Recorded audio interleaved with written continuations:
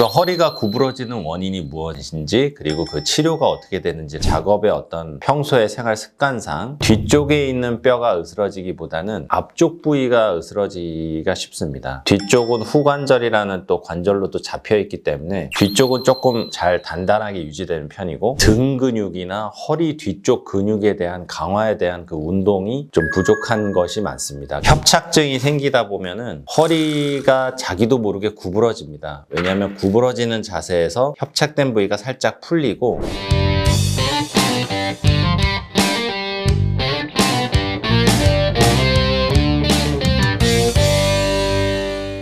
안녕하십니까. 척추보안관 안풍기 원장입니다. 네, 오늘은 우리 어르신들께서 특히 외래에 오셔서 많이 질문하시는 내용인데, 허리가 이제 구부러지는 어르신들이 계세요. 허리가 왜 구부러지는가? 구부러지는 허리를 필 수가 없는가? 나는 통증이나 이런 것도 별로 없고 일도 다 하시고 하는데 허리가 구부러져서 많이 힘들다, 이런 말씀을 하시고, 허리가 구부러지시는 분들이 또 배에 힘이 안 들어간다, 이런 표현들도 많이 하십니다. 허리가 구부러진 어르신들은 다 이 표현을 아실 거예요. 허리가 구부러지는 그 상황에서는 배의 근육을 잘 쓰지 않기 때문에 배에 힘이 안 들어가서 더 앞으로 구부러지는 것 같다, 이런 표현도 하시거든요. 그래서 허리가 구부러지는 원인이 무엇인지, 그리고 그 치료가 어떻게 되는지를 한번 세 가지로 나눠서 한번 설명을 해보겠습니다. 원인은 크게 세 가지가 있습니다. 첫 번째는 골다공증성 압박골절로 인해서 허리가 구부러지는 경우입니다. 뼈가 네모 반듯한 척추뼈가 이렇게 마디마디로 이루어져